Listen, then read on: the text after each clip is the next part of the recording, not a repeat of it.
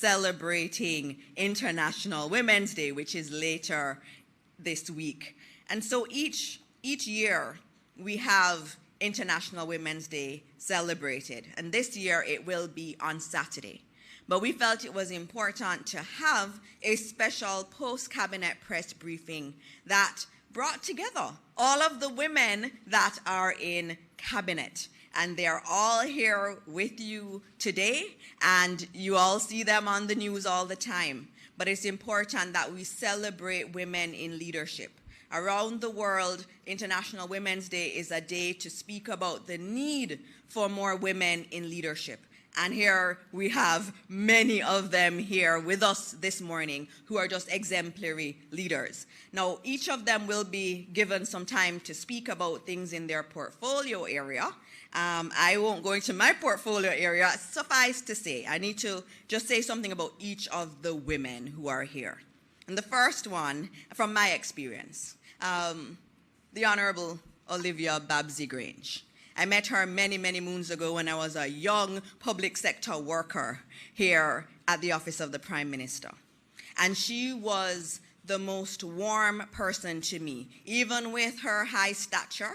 I had seen her since I was a child, watching her on TV, and then I met her, and she just embraced me with open arms. And she has continued to do that throughout the times I've had to interact with her. Last year when I became Minister of Education, the next day I saw this beautiful orchid in my office, and it was from the Honorable Olivia Grange telling me congratulations and that she is supporting me in this new role. We say women don't support each other. This is a cabinet of women who support each other. And this is the kind of example we want to set for young women, that you can support each other. You don't have to tear each other down. That's not necessary. And the Honorable Olivia Grange has shown me that and has taught me that in my own career. We also have the Honorable Kamina Johnson-Smith, Senator, the Honorable, and she's the reason that I said yes to coming into this world. This world of politics. When I saw, I have to clarify it, right?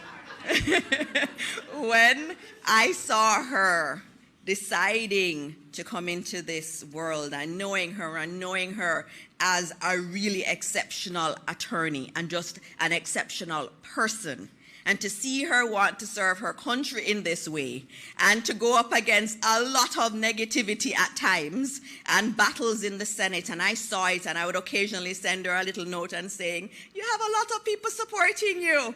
And I saw her do it. And because I saw her do it, I knew that when I was asked to do it, I could do it because I saw her do it. And that's why representation is so important. You want to see women in these high positions because it inspires other women. It doesn't seem so strange anymore. And so I thank her for her example, and she's just an excellent leader of government business in the Senate. I learn every day from her, and she is an exceptional Minister of Foreign Affairs. I think the entire world has seen that. And so I thank her too.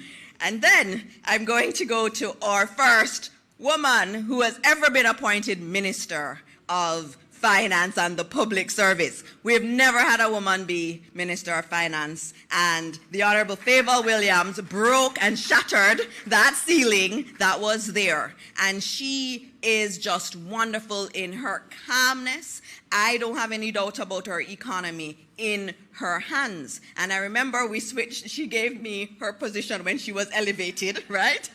And I remember my first night as Minister of Education, she called me that night and she said, how was your day? How did it go? And I appreciated that call so much, Minister Williams. And again, I say, we support each other. And that's the way it really should be. And then we have the former Attorney General, the person who has brought constitutional reform onto the agenda, the Honorable Marlene Malahoo Forbes. And I remember I remember when one of my mentors used to talk about her a lot. She used to say, oh my gosh, Marlene is just absolutely brilliant. She is so wonderful. I wonder why she went into politics. But she went into it because she really felt this was how she could contribute to her country. And I am very appreciative for what she has done, especially in the constitutional reform work, because that is so important for us to feel that sense of our identity being really espoused. And us saying, look, we can set our own constitution. We can have our own president. This is what she's saying. She's saying we're good enough as a people to be self-reliant and do things ourselves. And so she, in her tireless advocacy, despite everything that everybody says, and I see it in cabinet all the time, she is always willing to stand up for what she believes. And it is fabulous as an example. Young ladies who are here, she is a perfect example of what it means to really stand powerful in who you are and what your beliefs are and pushing your country forward. And then I have someone who I admired all the time and was on my TV and I would jump up and down, and who brought so much joy to Jamaica in her days of running for our country and representing our country, the Honorable Juliet Cuthbert Flynn. And that was one, too, that again shows you that no matter how much you've given to your country, there's still more you can do. Because she brought so much joy. She brought so much esteem to our country in what she did. She didn't have to do any more. But she decided that wasn't enough. Yes, I've given a lot to my country, but there's more I can do. And I am going to come into this world of politics, which is hard for women, and say, I am going to represent my people. And she is an excellent member of parliament. And she's an excellent person in her ministry. Dr. Chang, our Deputy Prime Minister and Minister of National Security, he relies on her a lot. And he has nothing but good things to say about you. And so I'm grateful that you've decided that even after giving so much to our country, there's more that you could give. And that's an example to all of us.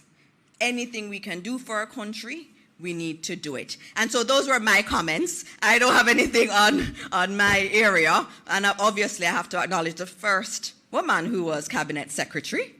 Audrey Sewell, the Honorable Audrey Sewell is here too. And she sits in cabinet and she kind of reins us in a lot. And so her role is very, very important. The Cabinet Secretary role is really critical. And she's another one for any of the ministers. Anything we need to know about government, how it works, whether or not this is a good move, not a good move, because she's been in government for so long, she knows it. And she never shies away from giving us advice. She will call me after a difficult day too and say, Minister, I'm praying for you.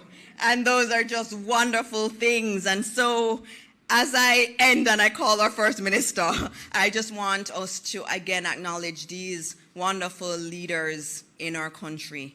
It is so important to have women at the head. And it's even more important to have women of the integrity that these women represent in our country. And so for the young women who are here, I hope you get a chance to speak to some of them and that you will be inspired in your own work to do what they have done in taking care of this country in the way that they do each and every day. And so I welcome our first guest, who is Senator, the Honorable Kamina Johnson-Smith.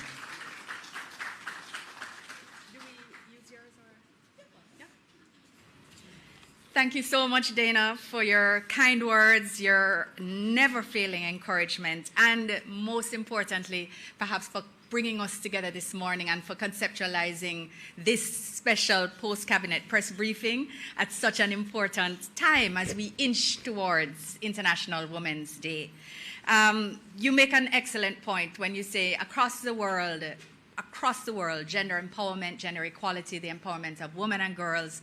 These are matters spoken about in fora far and wide. And it is always, always a source of very, very great pride for me that we are doing a lot of that here already. What countries are speaking about, seeking to do, we are doing it.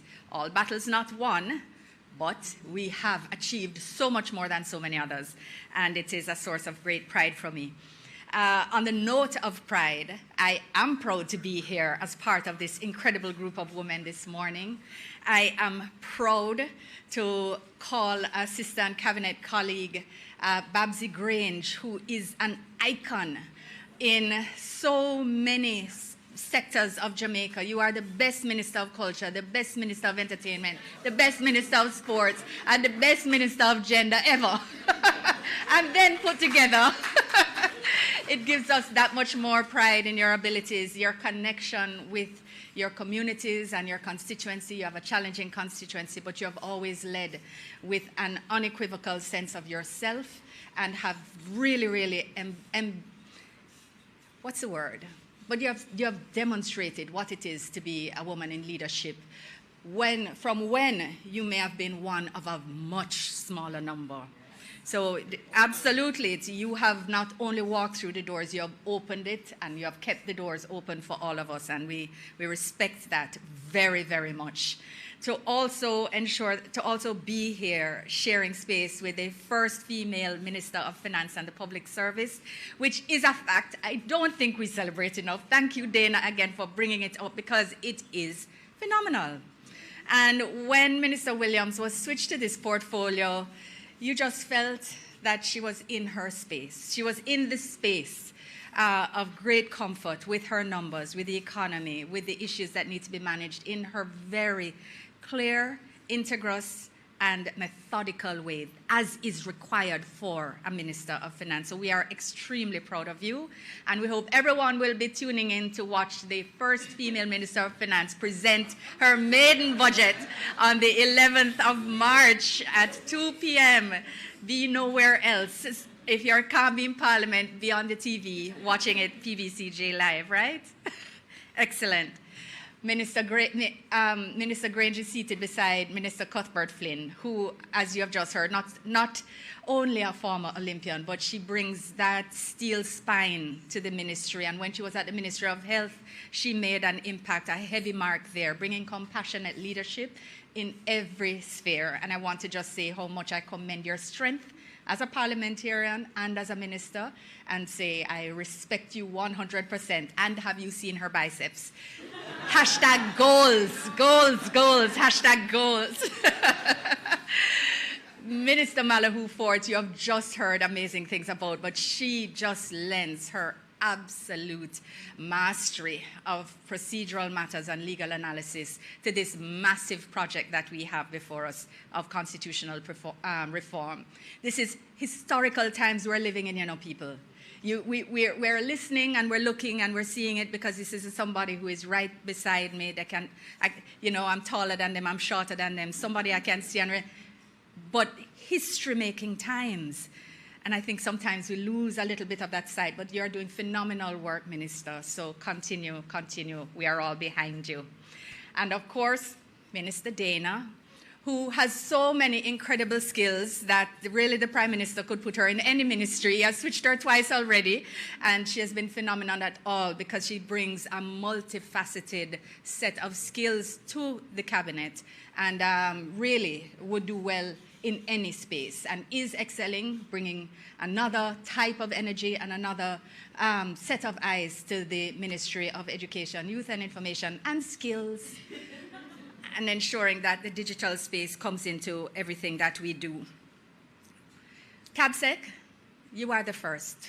You are the first female cabinet secretary, and I am proud to be part of the cabinet which you oversee. And I am also very proud to be part of an administration that has also appointed the first female chief of defense staff, and where we have a strong women, peace and security agenda across the world. She is the chair of the Women, Peace and Security Heads of Military Network across the world. She just took it from Sweden. 60 militaries are part of that, that network, and she is the chair, our Jamaican, one of only 2 women who lead militaries across the entire world. Yes, so even though she's not here with us, We've also recognized that although we haven't had a female police commissioner yet, we have women flourishing at high levels in the constabulary, at levels and in numbers as never before. And we have to celebrate that as well and recognize that this is part of the process. When, and I'm going to just speak a little bit about my ministry now, you know, we, at the Ministry of Foreign Affairs and Foreign Trade, I'm very proud, together with my female permanent secretary, my indefatigable and indispensable Ambassador Sheila Sealy-Monteith, who really I could do nothing without. And I would love if you could join me in giving her a round of applause. Thank you. Because together we have 23 out of 28 senior managers at the ministry are female. Out of our 19 missions and consular postings overseas, 10 are headed by women, and the same number are deputies, not necessarily matched. When I had the privilege the other day to walk 2 young ambassadors for the day, and you will hear more about them next week, and walk them along the wall of former foreign ministers, and all you see is facial hair and mustache and beard, and meaning the wall is all male because all of the previous foreign ministers were male. And I was able to introduce them to the leadership of the ministry, and they were almost entirely female. And we spoke about the fact that it wasn't always this way. But what we have been able to do is foster an environment where our skills, which are naturally lent towards effective diplomacy, have been allowed to flourish and grow in a space where they are used for Jamaica's phenomenally effective diplomatic engagements globally. This is something of which I am immensely proud, and I'm really therefore very grateful to have the opportunity to speak about this, because it enhances how I feel about the fact that I am part of an administration that was responsible for the first female member of parliament, Iris Collins. We also were responsible for the appointment of the very first woman to chair a political party within the Commonwealth, Jamaica, Madame Rose Leon. She was also the first female to be a member of a cabinet in Jamaica. We also appointed the first female Minister of Justice and first female Attorney General in Dorothy Lightburn. So there is so much we have done, and we're also part of the parliament that has the largest percentage of women in Jamaica's history. What a wonderful time to be a woman in Jamaica. So there's a lot for the young women here to look forward to aspire to. It is there. There is no escape from hard work. The thing is, none of us have gotten these positions because we're a woman. We are here because we work. We work. We know our work. We are committed to Jamaica. We are committed to full 24-hour days dedicated to Jamaica land we love. And nothing more and nothing less is what will get you to where you need to be. Now, many of us have to speak, so thank you very much for listening. Happy International Women's Day when it comes. Thank you very much, Minister Johnson-Smith. And we now have, or you heard it many times, our historic first woman Minister of Finance and the Public Service, the Honourable Favour Williams. Thank you so much. Good morning, everyone. Happy Tuesday. Looking forward to Ash Wednesday tomorrow. All right, allow me to begin by acknowledging my colleague ministers, starting with Senator the Honourable Dana Morris-Dixon, conceptualizer of this idea, and I have to say the fearless leader of our post-cabinet press briefing. And I know it's no easy task to stand there. I did that for a little while. And I understand you have to know so much about everything, and so much is expected of you, but you have risen to the occasion. Thank you for being there to represent us. And of course, I have to acknowledge Minister Grange. I sit beside her in cabinet now that I'm the Minister of Finance and the Public Service. We changed positions, but that's where I am right now. And a little known fact is that the stadium is right across the street from my constituency.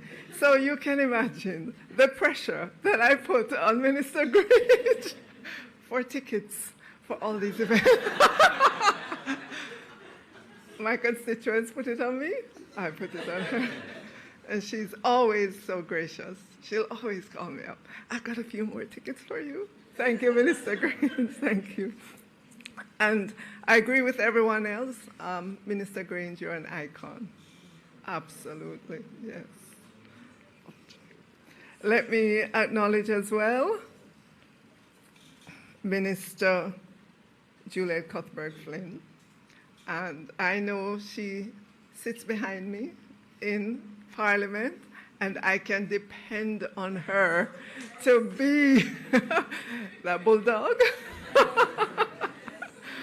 But just to be there to support, because when you stand up to speak, to hear your colleague MPs in the back kind of, acknowledging, saying, yes, it really is good. It gives you strength while you're making your presentation. And of course, the Honorable Marlene Malahoo Forth. And I agree that Marlene has put constitutional reform just in the forefront of everybody in Jamaica. Who would have thought constitutional reform was sexy?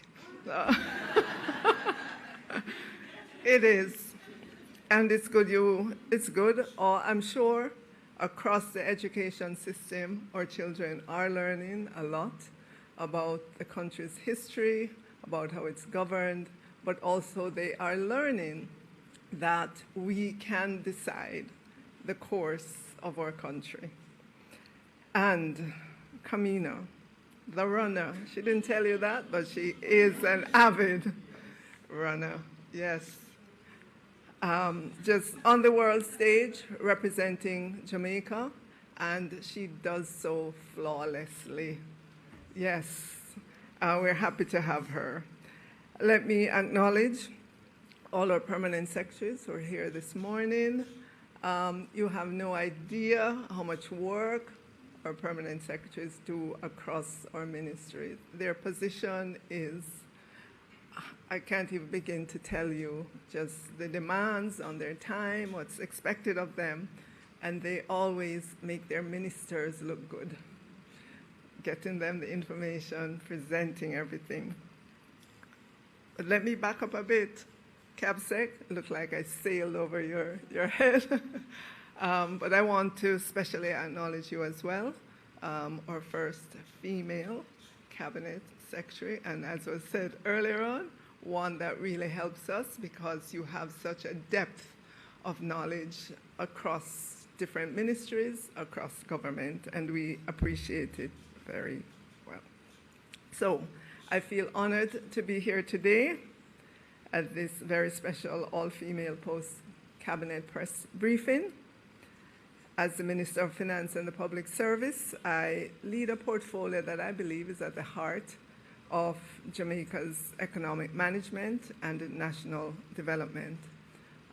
As you heard earlier on, I will be presenting for the first time the budget for Jamaica next Tuesday.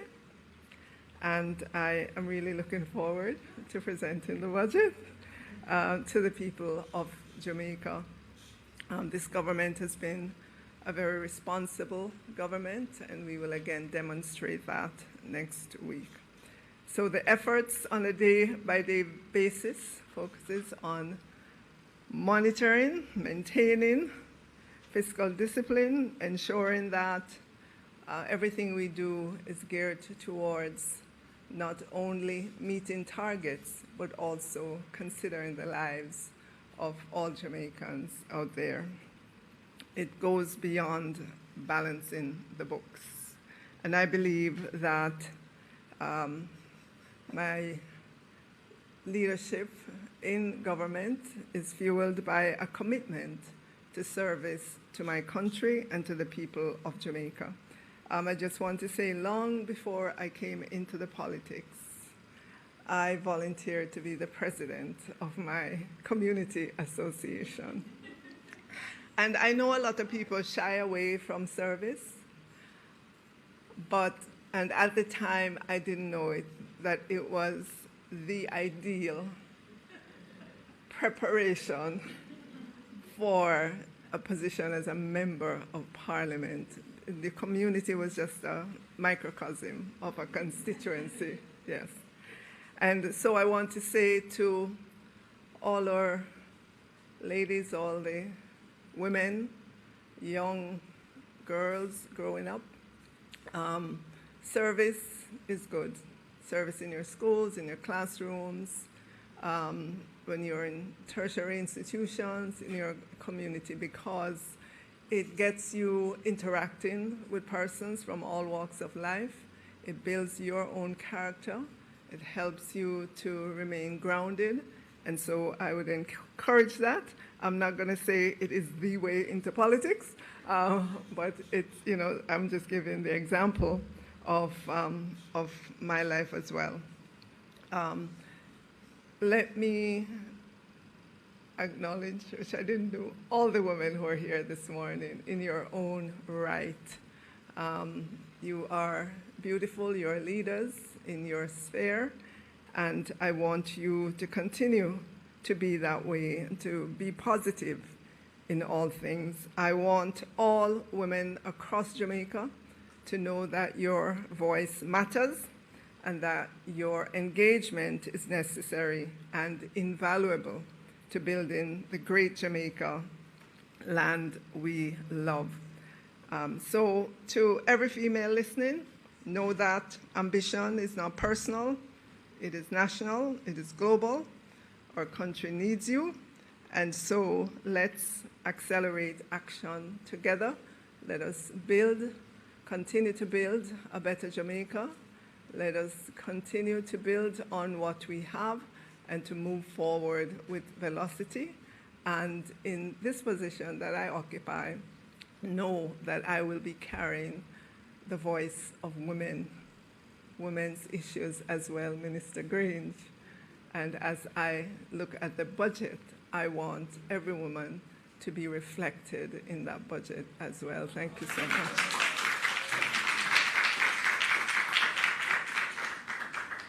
Wow, that was so beautiful. And that's why representation matters, because as a woman, she understands our issues, and she has said it, women will be reflected in the budget. And that is why we want more women like her stepping up to the plate, because it's really very important. I have to acknowledge a few persons before we move on who are here with us. There is Troyan Anderson, Miss Universe Jamaica East, who is here with us. There's Jada Wright and Julian Wright. Jada is probably our youngest ever student in a tertiary institution. She is absolutely brilliant, and she is here with her mother. We also, thank you. She's going to do fantastic things in life. She's going to be amazing. We also have Dr. Nadine Spence with us, and I know she runs a lot of things at the University of the West Indies, but most importantly, her role at Mary Seacole Hall, and a key important gender activist in our country. Welcome, Dr. Spence, women's rights activist. All right. Sharika Spence is here, and she's the president of the I'm Glad I'm a Girl Foundation. It's a really lovely day to have all of you here. We also have some Jamaica House Fellows with us. We have Davarine Gaynor and Michaela Richards, who were selected to help our ministries because of their brilliance, and they went through an extensive interview process to be selected, and there's also Antoinette Dennis there too, and so it's good to have them here. I'm going to move on to a woman who had scared me, and let me tell you why. Many years ago, I decided that I wanted to get fit. And you tell your husband, honey, I want to get fit. And he says, oh, I saw someone on social media and I think you should go to her. And I said, who is that? And he says, Juliet Cuthbert. And I was like, okay. So I went on and I looked at what happened and I said, no, I can't do it. I don't think I can do it. It's too hard for me. And since I've gotten to know her in this political world, she has told me that she has training on a Saturday morning. And I still haven't gotten the courage to go on a Saturday morning to go and train with her, but hopefully I will build up the courage one day to be able to train with her. Portfolio as Minister of National Security, it covers the Department of Correctional Services, and I want to take this opportunity just to highlight the work that we have been doing to rehabilitate and also to reintegrate offenders into society. Minister, when I served as shadow minister, over mishandling of important matters dealing with dead babies. Juliet and I were the team. But you know, as I listened to my colleagues, as thinking that the things that I'm deeply interested in are the kind of things that make you unpopular. And sometimes you can feel isolated. But I want to tell you about this team that I'm a part of. Led by Prime Minister Holness, he creates a space for all of us to make our unique, authentic contribution. And colleagues, we create an atmosphere where we speak candidly about the things that matter to us, what has brought us into political service and into public life, and the contribution that we hope to make. And we speak about our collective dream for a better Jamaica and the privilege that is afforded us to hold formal places of authority. Will agree with me. Marlene does not give up. And when she finishes making her point, you have to admit, she had a point. So I'm really happy and proud to be a part of this wonderful team. And of course, Dana, the newest kid on the block, she has come with vim, vigor, vitality, youthful exuberance, used in another place at another time, but I want to add to it, youthful exuberance and skills. And that is the work that this government is promoting. Thank you, ladies and gentlemen. International Women's Day on March 8th. We will celebrate. God bless you all, and thank you very much. Thank you very much, Minister Grange, and what a powerful story to end with. I'm going to not delay any longer.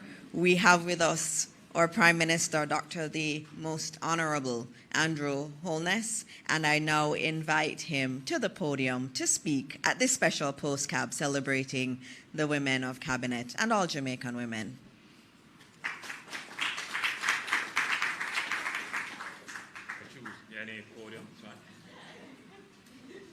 Let me use this one.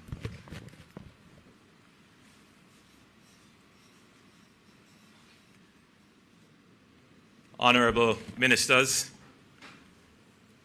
members of the press, distinguished guests who are here, the women of our country.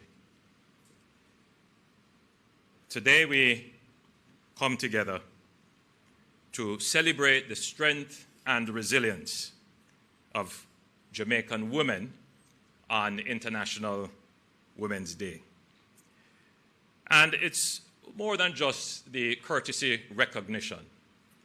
It is truly a reaffirmation of the commitment of the government to women.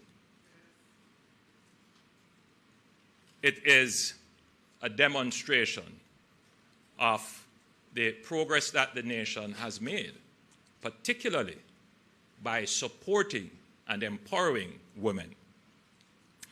And as Prime Minister, I am proud to stand at the helm of a government that recognizes the vital contributions of women to the success of our country. I'm especially proud of the women that serve in my cabinet, 5 women, and I believe that would be the most ever in any cabinet. And the women who serve as members of parliament in the parliament, and forgive me if I point out that the Jamaica Labour Party has 11 members of parliament, and I believe that would have been the most women serving in parliament at any time in our history.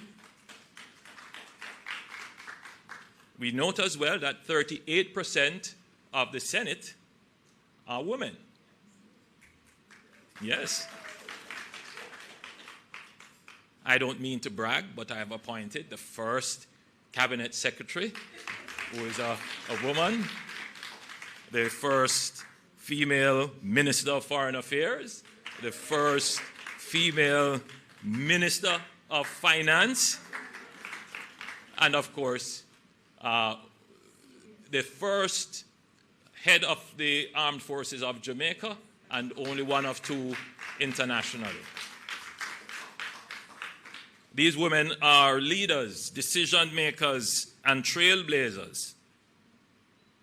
And they have done an amazing job in uplifting people. Their dedication and service inspires us all, proving that when women lead, we move forward. But all of them have done their jobs, not because they are women. They have done their jobs because they are smart, intelligent, courageous, innovative. So it's not about their gender. It's about their capabilities. And what this administration has done is to remove any barrier that would stand in the way of capability. If you are capable, it matters not your gender. Once you have the capability to do the job, you will have a fair chance at that job.